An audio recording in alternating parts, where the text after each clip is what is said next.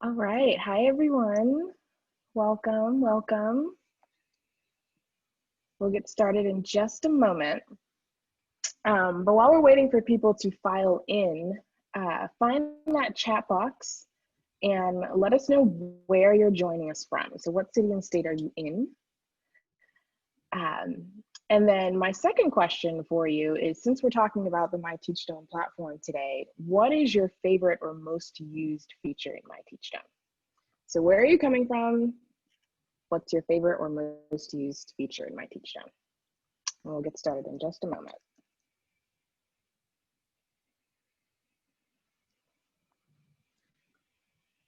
It's great, Emmy. We've got people from North Carolina, California, Illinois, Florida, New York, Pennsylvania, all over the country.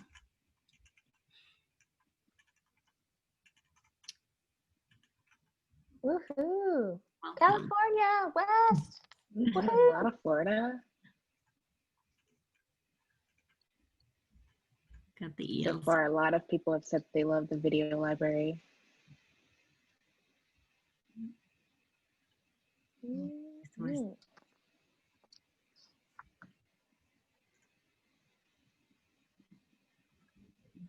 Just give it a couple more moments for people to file in, and then I have some housekeeping to just get through, and then we'll get started. This is great. We have Vicki who's saying she's just starting with the platform next week, so she's excited to get started. This will be a great webinar to get you up and running. Hey, Kate from Alaska. Woo woo! Nice to see you. All right. Before I hand the proverbial mic over to our lovely experts today, just a couple housekeeping things to remember. So a recording of this webinar, including any of the resources that are going to be referenced in this webinar, will be sent to all of you in 24 hours. So either this evening or tomorrow morning. So no need to take notes or worry if you miss anything. You'll get access to everything later. And then the second thing is, we encourage engagement and interactions here at TeachStone. So use that chat box if you have questions, if you have comments, as Emmy and Francine go along. There is a Q&A chat box that you'll see at the bottom of your Zoom window. Feel free to post questions there as well. I'll be here monitoring all those questions as we go along. All right, I'll now hand it over to Emmy and Francine to introduce themselves and get us started. Wonderful. Thank you, Gloria. So welcome everybody. This is Making the Connection with myTeachstone Remote Coaching. Francine and I'm going to say a little bit about myself and kind of my history with TeachStone, and then I'll let Francine just kind of share some stuff about her. I have been with TeachStone for about 5 years as a client success manager. I love what I do. I feel like I get to help agencies and organizations really get to implement their services and better understand the class tool and dive deeper into implementing the class and class knowledge. So I am currently in Dallas, Texas, but I support our folks out in the West and have supported some folks on the East as well. So excited to see all of you guys. And like Gloria said, if you have questions as we go through this, please don't hesitate. We are both very open and honest with how we can help support this implementation and using the myTeachstone platform. Awesome. Thanks, Emmy. I wondered, Emmy, if my screen is sharing correctly. I did something and it looked like it changed, but does it look okay for you? Yes, but it's not in presenting mode. That's okay. Okay, I'll see about trying to fix that here in a minute. But hello, everyone. My name is Francine Oliver, and I'm our Vice President of Client Experience here at TeachStone. I've been at TeachStone for about 10 years. Started as a trainer for our professional services team, moved into coaching and supporting that group, and then have moved over to support our client success managers and have the privilege to work alongside Emmy. I am standing in for Christine Meyer today. For those of you who might be looking for her, she had was going to present today, but is ill, and so I am going to take that space. But I know she says hello to all of her clients that she supports in the Midwest. So welcome. And I did see someone. I live in Idaho right now, and I saw that we had a few folks from Idaho joining. So welcome. All right. Emmy? Yep. So the 3 points that we're going to focus on today are what does success look like with myTeachstone, and how to use myTeachstone to support remote coaching. And then also, just kind of to wrap it up, what additional layers of services Teachstone can provide or offer to, I guess, layer your myTeachstone account with some coaching resources that might support, or admin resources that might support you guys in implementation and engagement with this online platform. So let's get started with the first bullet point. What does success look like with myTeachstone? Thanks, Emmy. Yeah.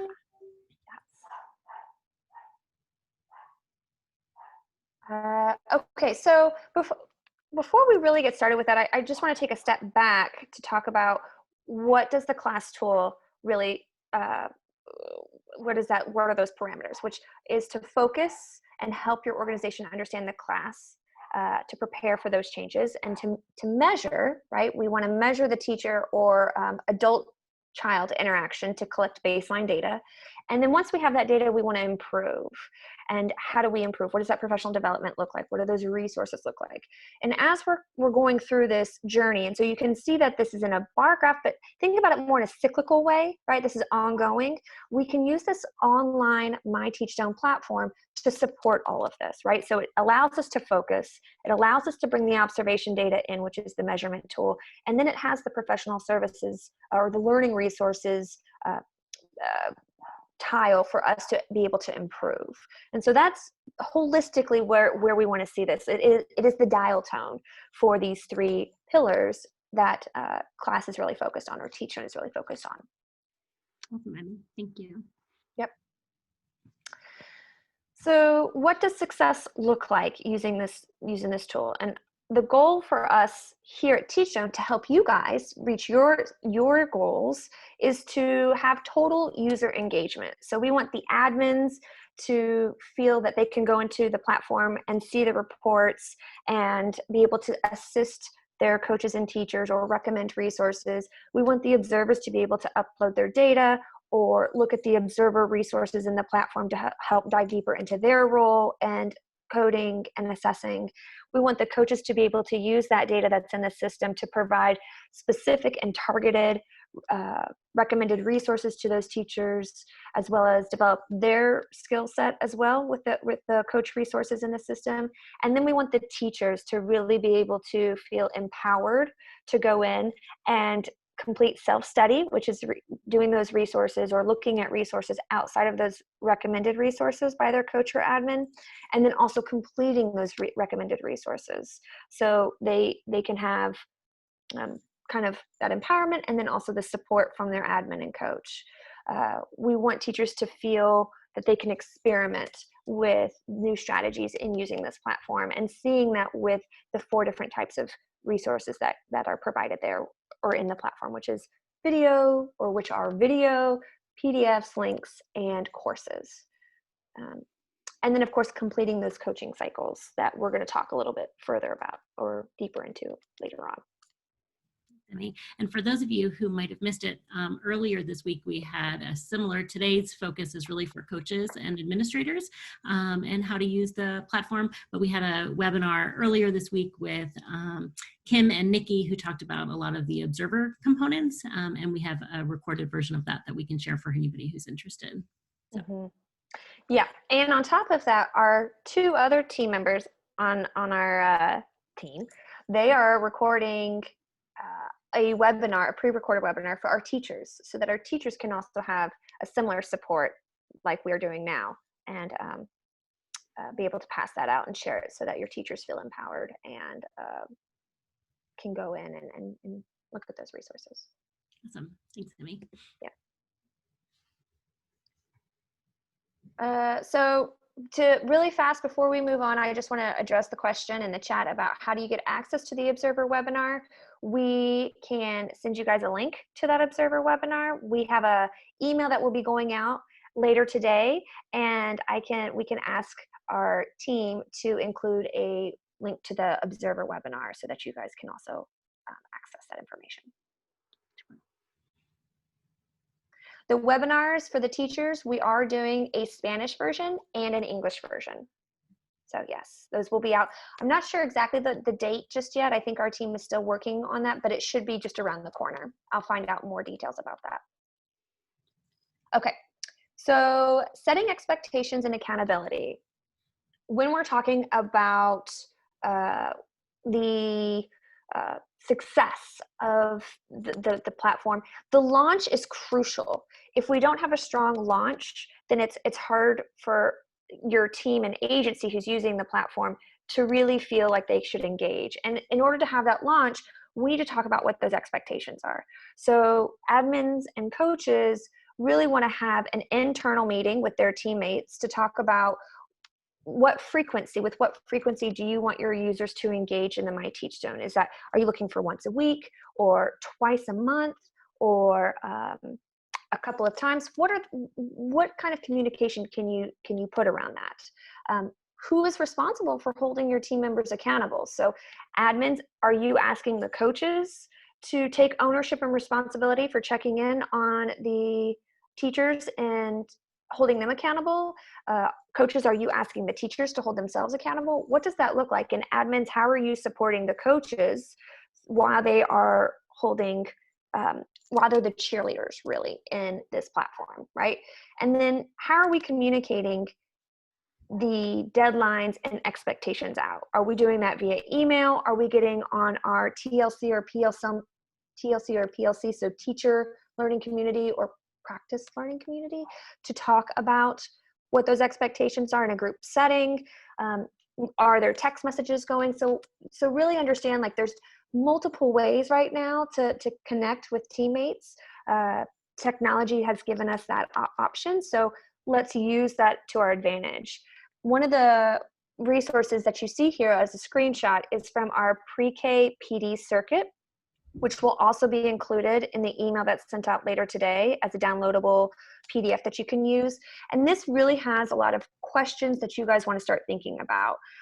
And really the three big questions here, right? About what does that engagement look like? What are your expectations? Because when you set what that success is and you share that with your TeachStone team and the agency, then the TeachStone team can help you guys get to that goal by the end of your 12-month subscription. And we can also meet with teammates along the way to ensure and support that they get to those goals as well.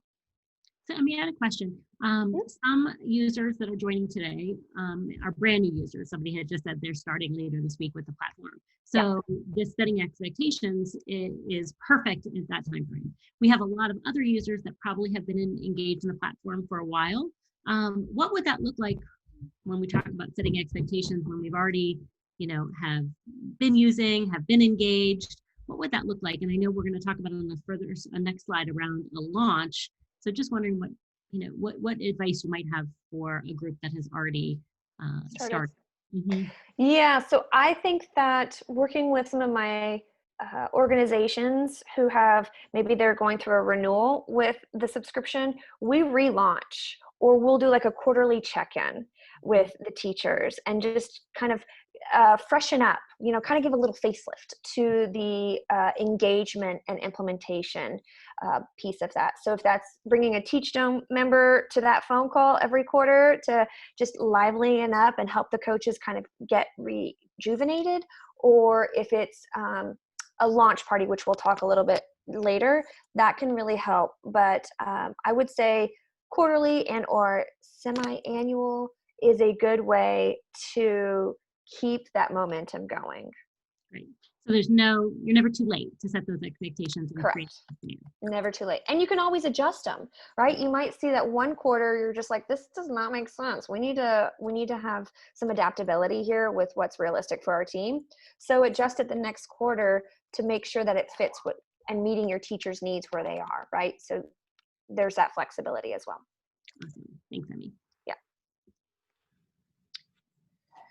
So protocols and pacing, this is probably the second major piece. Once you have your expectations in place, what does that pacing look like for your team?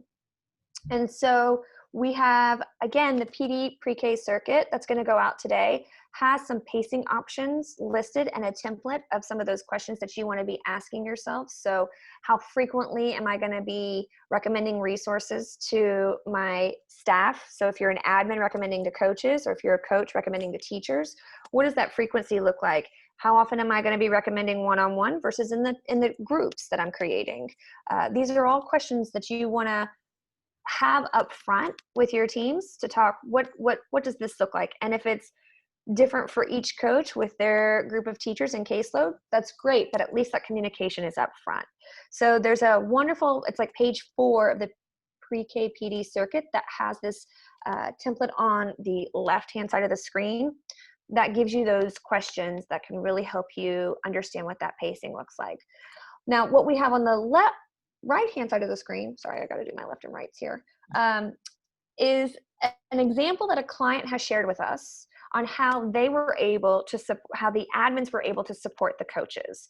And so they created a email template that was provided and a set of emails that would go out if the coach was not getting engagement from the teacher. And they had a very interesting way. They had like an exclusivity to the subscription. So it was like a use it or lose it.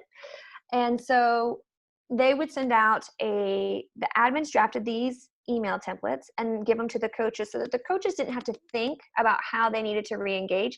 They could just plug in this template and pass it along, and then every 2 weeks follow up appropriately. If they needed additional support, then that coach could then let their admin know, and that admin could talk to that site supervisor and better understand what is this flow, or what are the challenges, and how to best support this teacher's needs right now. Sometimes it's just the site supervisor not realizing the time that needs to be allocated to support teachers going into the platform. So yes, so I would recommend having maybe some template emails that you guys could send out to your teachers who might need some additional support with re-engagement. Emmy. It sounds like with this organization, they had a limited number of seats, and if the seats weren't being utilized, they had a list of people who are ready and willing and wanting to use them. So if a teacher wasn't engaged, they would shift to someone else who really wanted that space. Mm-hmm. Yeah, and so this actually, I shared this protocol with a couple of our agencies because this came from a family child care provider base group of teachers, and it worked really well with them. They also said that the admins would follow up with text messages to their family child care providers, because a lot of times everybody's got their phone on them, right? Versus email might not be so accessible. So they could text them, and that was also something that was easier for them. We also shared this with centers, a center-based agency, and they felt that this was a very helpful tool as well. So that would definitely be used in both settings, is what I'm trying to say. Yeah, and we'll get into it a little later, but we had a comment or question that talked about creating these protocols and this consistency and pacing, and also acknowledging that we have this pandemic going on and all the stressors that teachers and coaches and leaders are facing, and so how we could adjust accordingly. We'll talk a little bit about that as we go on, but acknowledging that it might look a little different. And that's what you said, Amy, like, hey, every quarter or every, we might need to readjust. And at this time when life is, throwing so many hurdles at us, we might need to adjust some of those for sure. Yes, that's definitely true. So there was a question about if that document is available to you guys. I am happy to share that client created document with you. It's not a TeachStone created document, so I just want to emphasize that. And then so that way you guys can use that as a springboard to create your own protocols. I will share that document with Gloria today to make sure that gets into the email so that you guys have that as a downloadable resource later today. Thanks, Amy. Yep. Okay, so the final thing with making sure that you have a successful implementation is hosting an orientation or launch party. This is crucial. I have found that the agencies who do this have great success with engagement. And if they need to redo this launch party every quarter or biannually, then you have a slide deck to do that, right? So if you create it for the first time. So make this launch party fun. And right now, with how serious and frustrating it has been in our world, one of the agencies I've been working with, they did a PowerPoint presentation. They had a Zoom call with everybody coming on. They had music playing in the background while people were entering the Zoom link. They had just a very festive way of making that launch party fun, even in a virtual setting. So if you can't do it face-to-face right now, there's still ways in which you can make it fun virtually. I would recommend having a slide deck that maybe the coaches put together as a group that they could all, they can share out and just use as like baseline for each of the coaches in the agency. But what really helps them, the coaches that I'm specifically talking about in this example, they tied why myTeachstone helped support their agency's mission. So it gave a bigger picture to the teachers and to the participants using this platform as to how does this tie to our goals and our mission. If you have any baseline data about the overall about your overall program or agency, include that and say, this is where we are with our class scores, this is where we want to go, and this is how we're going to get there, is using this platform. That also provides some context into why you should be using this resource and how it's not adding to your caseload or plate, but help support what's already on your caseload. And then I think what's really crucial is to demystify the platform. So if one of the coaches wants to log in, or if there's an admin who wants to log into their account and watch one of the exemplar 2-minute videos with everybody to show how easy it is to go in, log into the system, you're really taking that anxiety of, oh my gosh, I've got to learn a new system. What is this going to be like? Away, and it's just not there anymore, right? That fear. And then if you guys can provide any incentives for teachers, right? If it could be either a classroom incentive, which some of the grants have allowed that, or a monetary incentive. And then we have even agencies allowing teachers to use the professional development completed in the platform to go towards teacher credentialing. So they could print out their PD completion page, submit that to your supervisor or your team, and then you guys can include that as teacher credentialing for your state's needs and what that might look like. So those would be probably the top 5 pieces that I would recommend. Again, you could do it like the admins, you pull your whole team together, coaches and teachers and observers to show this, or admins and coaches, you guys come together, create like a small slide deck, and then each of you guys go to your communities of practice teams and share that out and do maybe a mini launch party just with your intimate team. It just depends on what works best for you guys. But I think having baseline deck to support each of your teammates on that is really important. So it's all the same information being shared. Yeah, creating consistency. Thank you. Mm-hmm. Yeah. Okay, so that is creating success in myTeachstone, and kind of that launch piece that's really important and crucial. We're going to move to the next bullet point. Before we do, I just want to pause to make sure there aren't any other questions about launch, implementation, utilization, engagement. Yes. So, sorry, I'm going to read this question. So you're saying using this platform also provides professional development hours. There are 2 types of resources in this platform: the courses and videos that have time allocated to them. When you go, the teacher page has, on the teacher page, it shows time that's been completed specifically on those 2 resources, because with PDFs and links, we haven't really been able to capture a way to like how quickly someone reads a document, or did they really download that document and read it to its extent. So the 2 of the 4 resources have time allocated, and you can use that sheet, that teacher's tile page. They could print that off for you, and then you guys can use that to submit for allocated time. Some agencies have allowed all the time in the platform to be used to teacher credentialing or teacher credentialing. Others have said you can use, in the state of California, it's 21 hours that they need to complete. So some agencies have said you can use up to 10 hours in myTeachstone to go towards that teacher credentialing. So it just depends on your agency's discretion. Thanks, Emmy. Yep, yep, yep. Awesome. So we're going to move now into our second agenda item, which is how to use myTeachstone to support remote coaching, which many of us as coaches and administrators have moved into this remote space. I know Emmy, everyone on the call at TeachStone, everyone at TeachStone is working remotely. So we're really, this is near and dear to our heart as we try to support each other from a distance. So a few elements to bring up right away are just keys to remote coaching. And many of these things aren't new. They're probably familiar to you already as you think about the work that you do in face-to-face coaching, but even more important as we are trying to do this from a distance. So one, building that trusting relationship. When we think about the parallel process and how the elements of emotional support, right, creating social conversation, finding time to have those conversations, to acknowledge, especially in a time like we are right now with COVID and the pandemic and all that is happening in the world, making sure that there's time and space for that piece, acknowledging the stressors that your teachers might be facing. So key to any coaching, but even more so in a remote space, is building that relationship. Second is creating that predictable yet flexible schedule.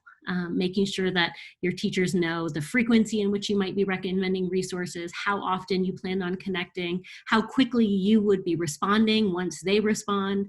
And that also, that predictable schedule also helps with that trust, right? That I know when I submit a resource and I ask a question that I would expect to get a response back within 24 hours or 48 hours, however it is that you've set that expectation up.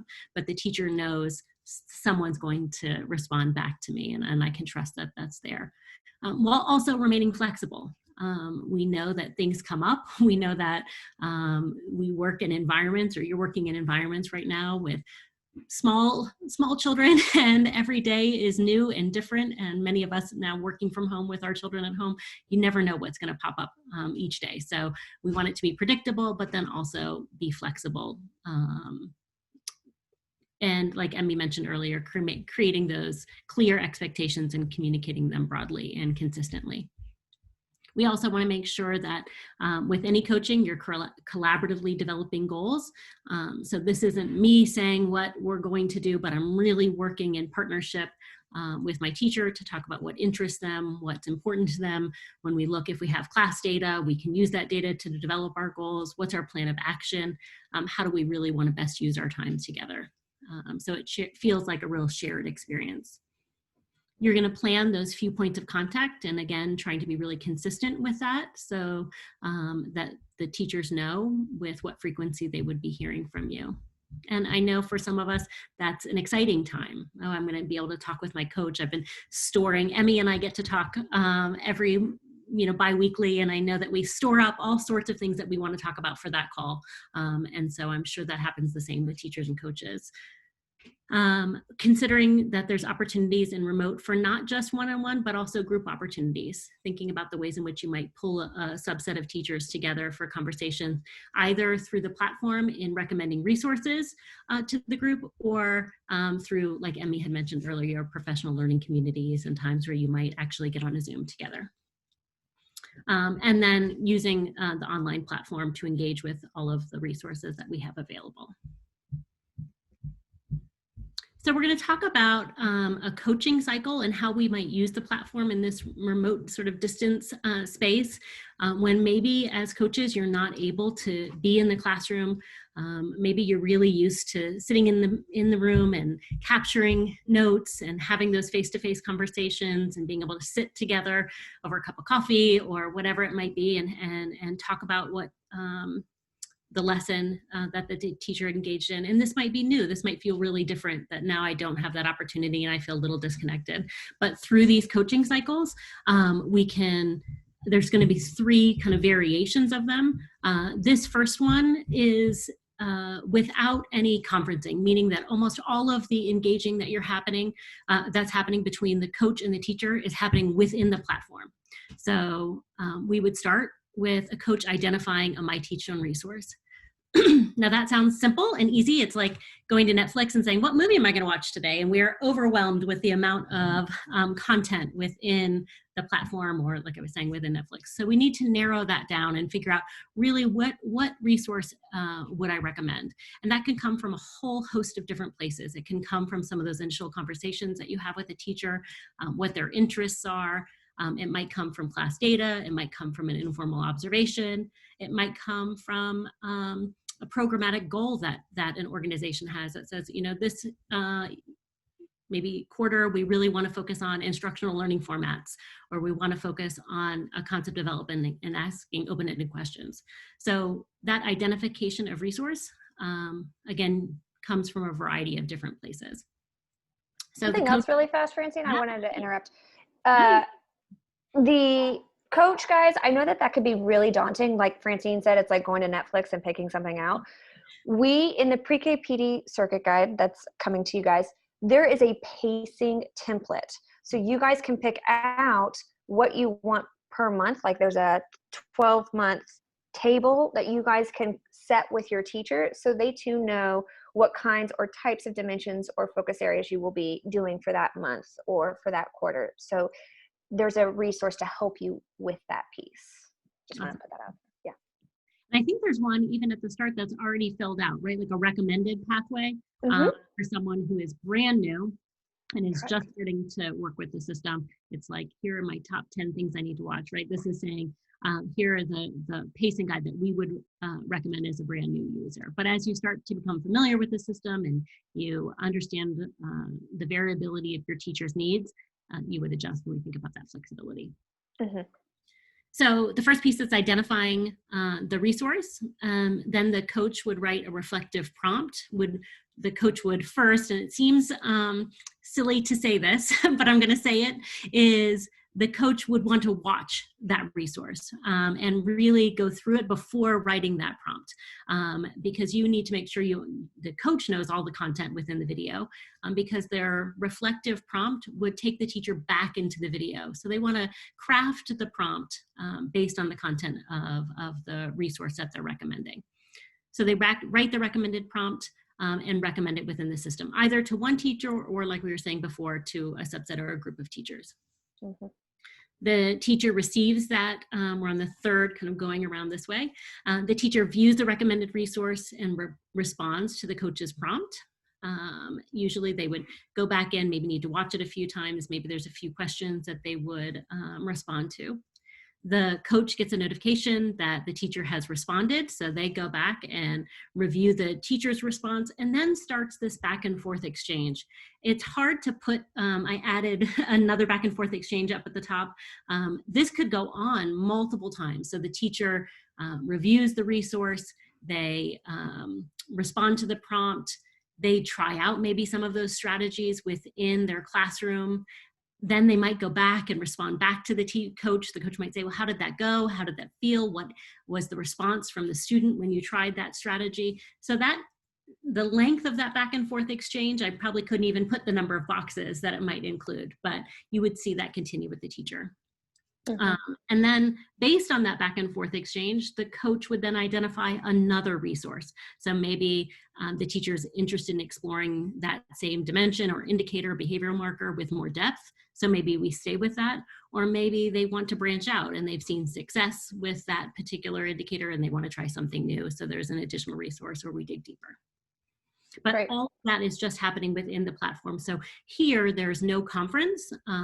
This would just be happening through the back and forth exchange in the platform.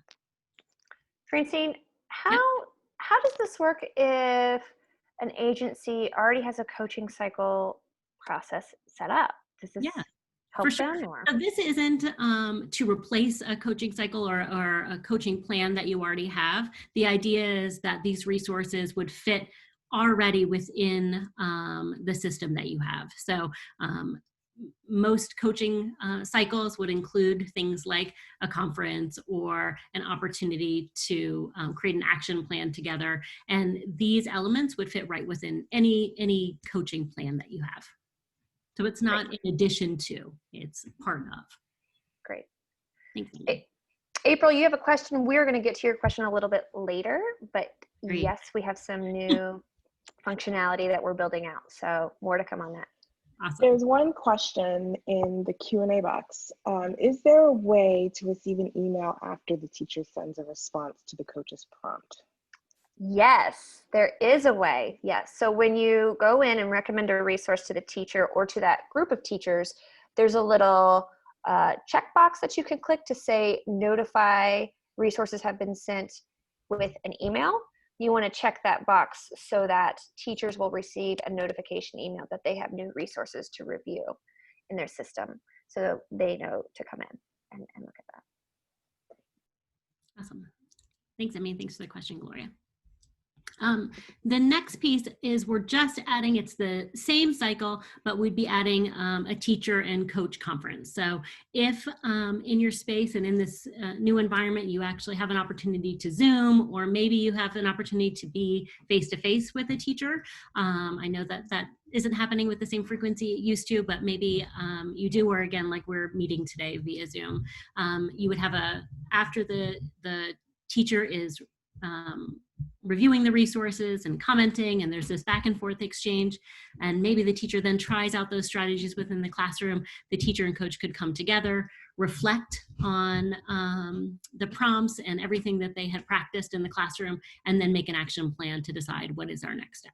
So for some coaches, a conference is an element that could be included in that cycle. And then to go to April's question, we actually have an opportunity. We're just adding a new video upload feature within myTeachstone. So within this same cycle, we have Emmy's doing a little dance. The coach, again, is identifying those resources, writing the prompts, writing those reflective questions, viewing, the teacher is viewing those and responding.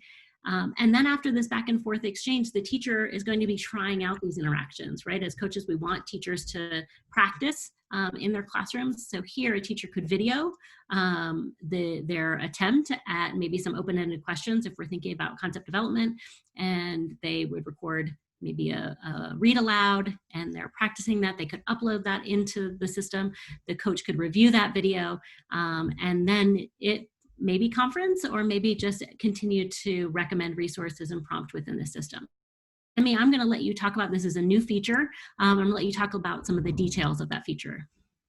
Yes, thank you. I am so excited. Cheering off in the background here. I think, yay, which is good. We're saying me too, right along with you, April, because it's something I know that we have all been anxious and excited about, and I know many of our users have been excited about that as well, or interested in it as well. Absolutely. So this is version 1.0. I just want to point that out, right? We are piloting this as we talk. So today's the 1st of October. So this month, coaches and observers will be able to create a formal or informal observation in the system and upload the video there. That's the way that our platform will allow us to upload a video, because we already have, you can upload pictures to observations. So right now, the resource this month will only allow us to a coach or admin to upload a video into the system. I want to preface with some parameters on that. We want to keep the video no more than 20 minutes as a file size, because it could get pretty clunky if it's more than 20 minutes. Your screen needs to be up when it's uploaded, like uploading, so you can't toggle between other screens. You need to let it do a full upload in order for it to complete that upload. And the platform will allow basic video filing. So any kind of, that's not specific. You don't need a specific file style in order to upload. We're kind of just playing with this idea. We are also looking, since this is kind of the first version and we're starting it brand new, we're looking for folks who would want to provide some feedback for us while we're doing this, specifically around teacher visibility and teacher usage, in the Google form that Gloria hopefully will be putting in the chat box soon, and also in the email to come later today. Please let us know if you're interested in talking with our TeachStone content and specialist team about what this functionality could look like. We really want to hear from the field how this resource will be used so that we can build it appropriately and to maximize your needs.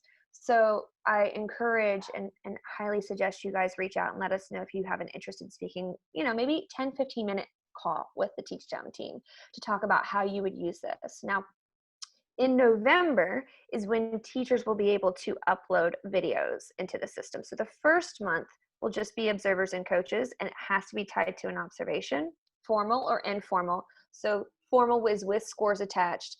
Informal is no scores attached. Maybe you're doing a walkthrough or something like that, or just providing some professional development.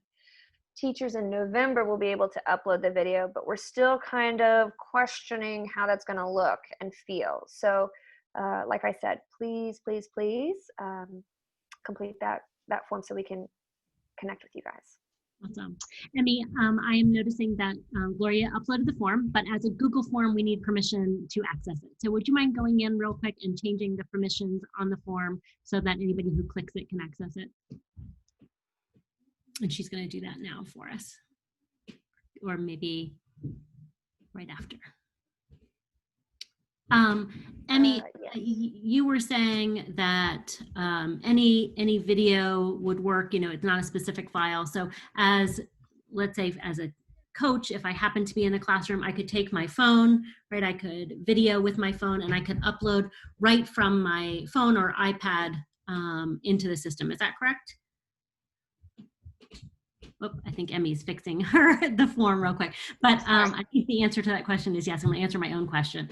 That yes, you could use your phone. You could, as a coach, you could record right on your phone and upload it. And a teacher, once that teacher functionality is available, like we said in November, then a teacher could set up an iPad or a camera, or if they happen to be teaching remotely, right, and their video or in a virtual setting, they could have a Zoom link or whatever platform it is that you're using, record that and also upload, a virtual session like we're doing today. So it would provide a variety of different opportunities. And like Emmy said, we're constantly looking for feedback. And as we're trying this out, we know this is so important right now during a time when we aren't able to meet face-to-face and to be able to see more into the classroom.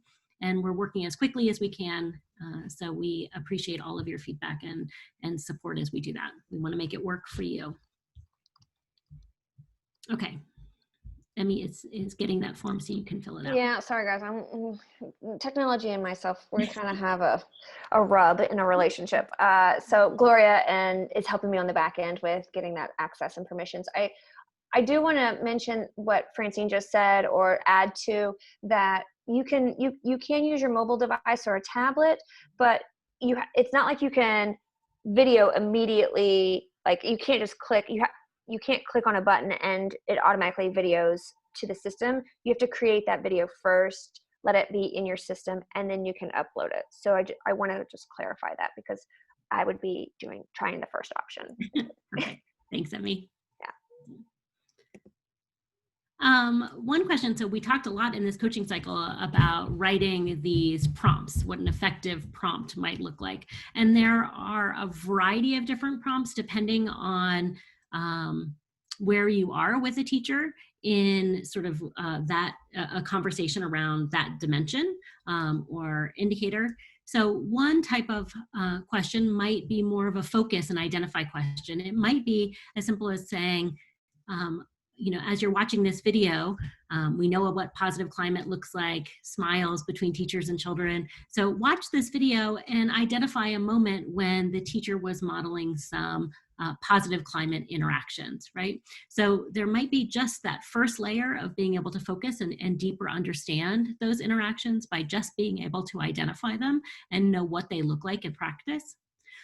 As you continue relationships with teachers and dig deeper, you might be able to then shift those questions to more analyze, right? And we think about it again, as we talk about the parallel process, we think about those questions in our instructional support domain around analyzing. And so then the questions might shift to the impact those interactions have on children. So watch the video again. And really, we encourage people to watch the videos more than once, but watch the video again and talk about how when the teacher smiles, what impact did that have on the student? You could see here just in the screenshot that the teacher is smiling, and you can see the student responding and smiling back and modeling those same emotions. So some of those questions are going to shift from focus and identify to analyze and assess, as well as then moving into brainstorming and action plans. So maybe then your questions shift from, we've watched this in practice, you've seen teachers doing it through these videos,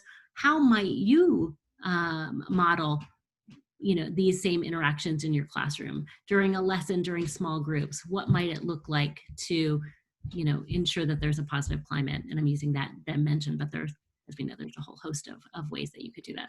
So know that those resource questions or those prompt questions will build as you develop a deeper understanding of those domains and dimensions, and as you work with your teachers. Also, within the system, it's in the document that Emmy and Gloria are going to send out later.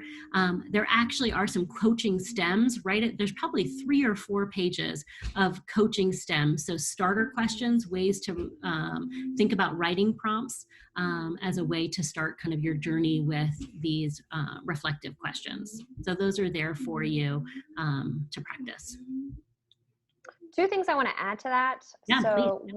One would be some feedback that I've received from coaches that I've worked with is when they create teacher groups, some of their teachers might be shy or not very confident in responding to the group when these prompts come through. So coaches just recognizing that and maybe starting with an easy question just to kind of coax them and get them comfortable responding to a group comment. Not all of us are bold personalities like I am. So, there might be some who just might be just concerned with what their answer might look like. So something small and easy, just maybe more positive climate or something to that effect. Like, thank you so much. I really liked this resource because I liked the way the teacher did A, B, and C. Something not so deep, I should say, to start that conversation. Something else to also know is that coach and teacher recommendations or comments are confidential. Admins cannot see those comments being back and forth between the teacher and the coach, or the coach groups, or the teacher groups that the coach creates. So we did that intentionally to make sure that we are building that trust and have that back and forth between the teacher and coach, not be bird's eye viewed upon. No offense, admin, right? But yeah, we just wanted to make sure that that's kept confidential. Thanks, Emmy. A nice safe space to kind of try things out and without the same risk that someone might feel, right? Right. For sure. So those coaching question stems will be coming to you shortly as well in that document.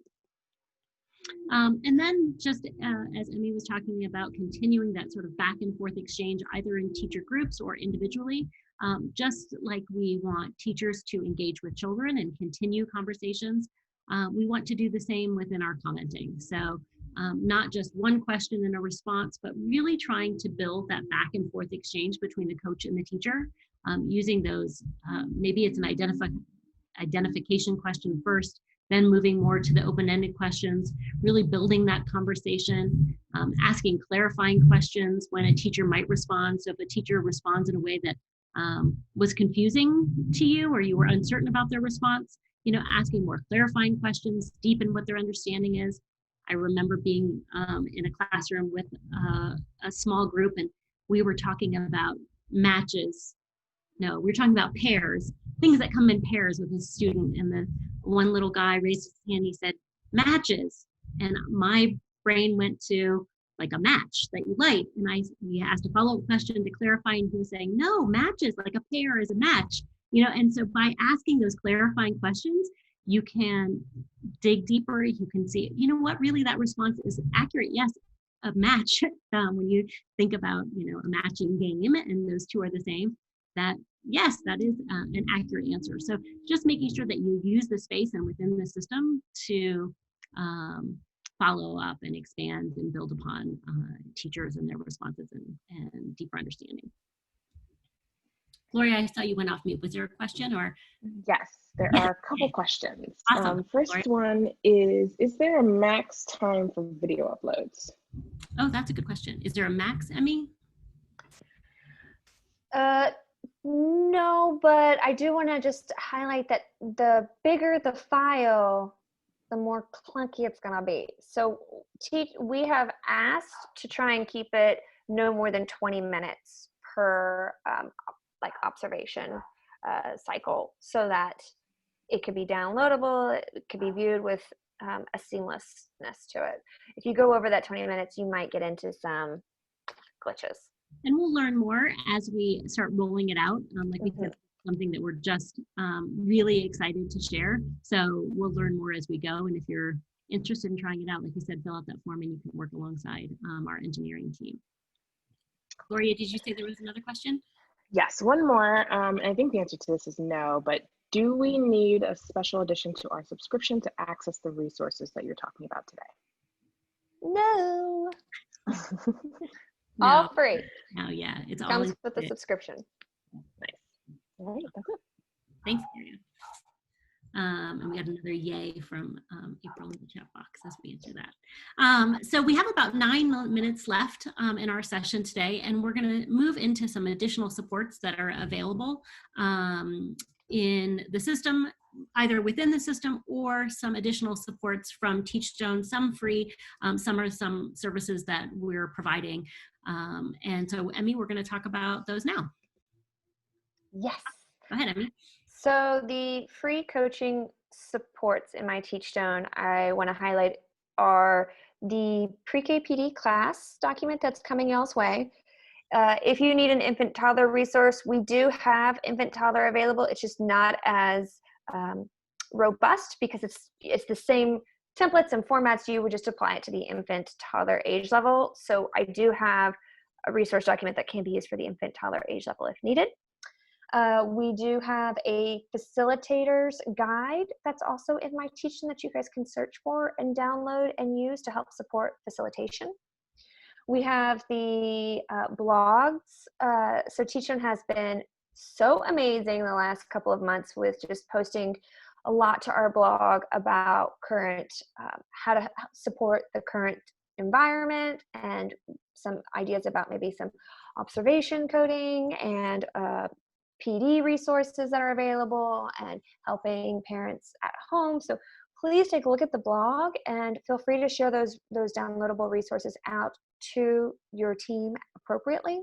Very helpful there. And then the class learning community is another fantastic resource that can be used for all of the roles that use myTeachstone. So teacher, coach, admin, and observers can go into this class learning community and ask different groups of individuals, kind of like not a chat room, but a discussion board with members all over the world who are using class and how they're using it. And you'll see people ask about our coaching, such as like our class group coaching, which is MMCI for those of you who know, and how does that look right now? Or I've got a teacher with this challenge. What are some ideas? And so it's a really great way to just stay connected to other organizations and agencies who are using class and how they're using it. It is great, and it pushes, I think, even our internal staff here at TeachStone. Questions, Liz, who's helping to moderate today, works with the class learning community, and we'll see questions pop up. We use the system called Slack, and we'll see someone from the class learning community is asking this, and we'll have the whole company weighing in on a response to the question. So know that those questions are, they don't live just within the class learning community. They start to become conversations that we have as an organization as well. So please continue to post there. We all have to learn together in these times. Awesome, Emmy. And then we have some new resources within myTeachstone, right?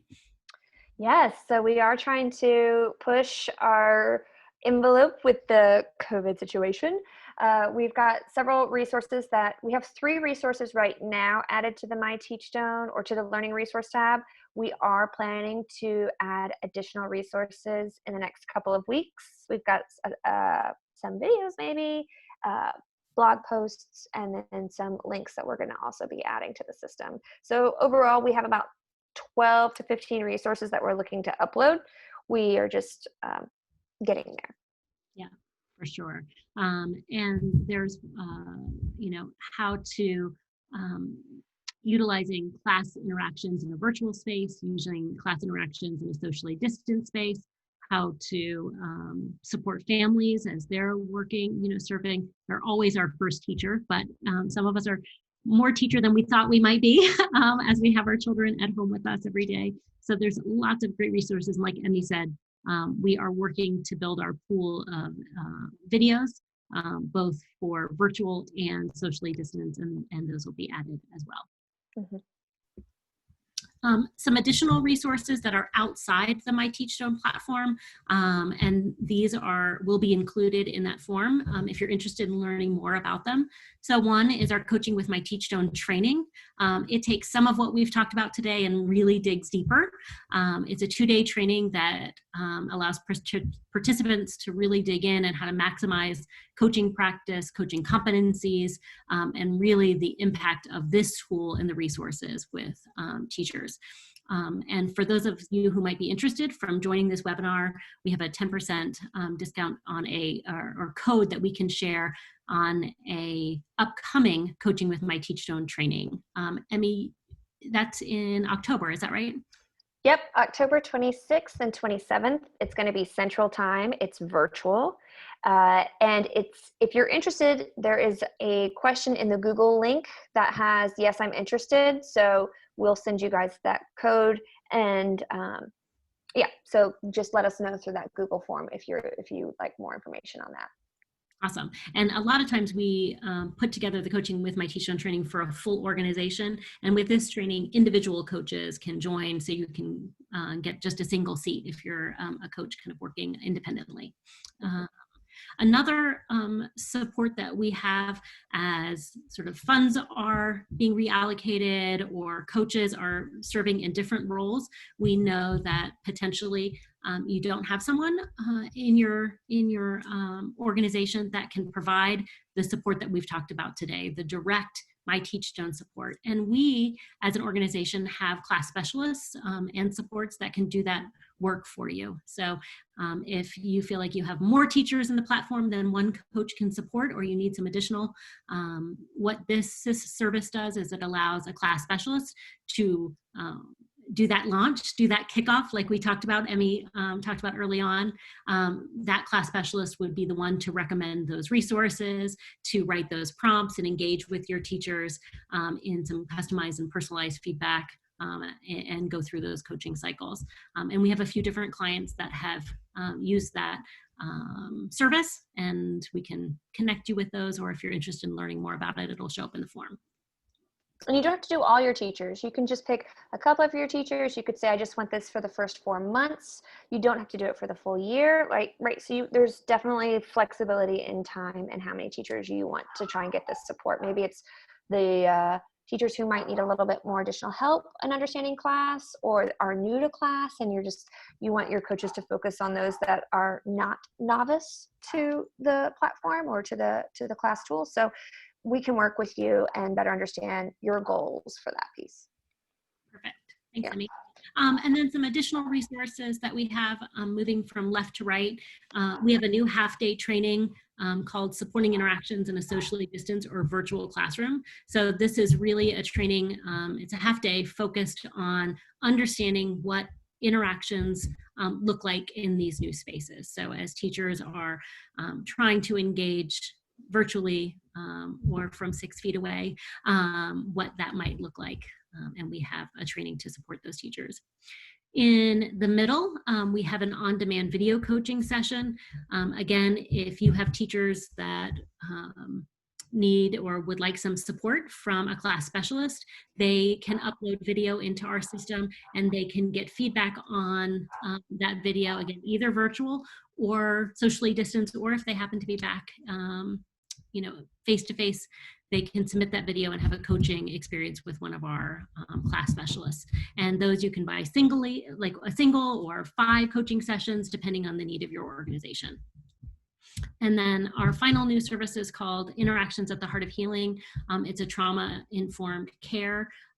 There is both a live training, there's an online course as well as a face-to-face training, and then a webinar as well. There's a variety of different options to focus on interactions to support, you know, children, families, and staff as we think about trauma and its impact on learning and development right now. And we have additional resources for all 3 of these services for you. I know that we are right at time, Gloria. I want to see if there are any last minute questions before Emmy wraps us up today. Yes, we did have a couple questions, and of course I've lost track of my Q&A box. Oh, here we go. Okay, so for teachers who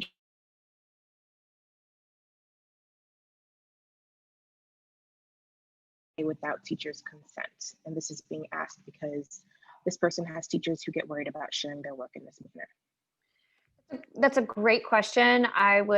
We're still trying to hash that out. Right now, we're thinking that we would want to keep the videos to the same permissions that we have currently for our observations in the platform. So the observer has access to it, and then the coach and the teacher. And if the admin is matched to that observation, then yes. So, but we want to hear from the field. So if you could share that kind of concern in the Google form, or if you would be interested in connecting with our team to kind of express your concerns or thoughts around that, we would love to hear from you about that more, just to better understand how we can support that need. And I think, so that's talking about the footage, the videos within your own organization. The video, when uploaded just for TeachStone's sake, is in a secure platform. Nobody else has visibility except based on who we have allocated within your own organization. And we would not use clearly that video in any other way. It's secure and safe within our system and is only visible to your organization. So Gloria, did that answer the question? Yes. Second one, sort of related. How can I share a TeachStone video on either Google Teams or GoToWebinar platforms as a part of coaching? Is that something that they can do? That is something we are not familiar with, right? The GoToTeams, you would be recommending resources in this platform, and then you would use either the GoToMeeting or the Teams to maybe pull that meeting together with your teacher and go over that recommended resource. So it's not like you can take a resource out of the platform and recommend it. It's got to stay within the platform. Yeah. Okay. Exactly. You'd have those Teams and Zoom meetings and all of those pieces for conferencing or your professional learning communities and things like that. But please also connect if you are currently a myTeachstone user and you have a client success manager that you're working with. You can also talk to them directly on what that looks like for your individual need. Great. Lori, anything else before we let people go? I know people have probably other meetings that they have lined up, but I want to make sure we answer those as needed. Yeah, we had one more question come in. Can other resources be uploaded into myTeachstone to be shared with a teacher?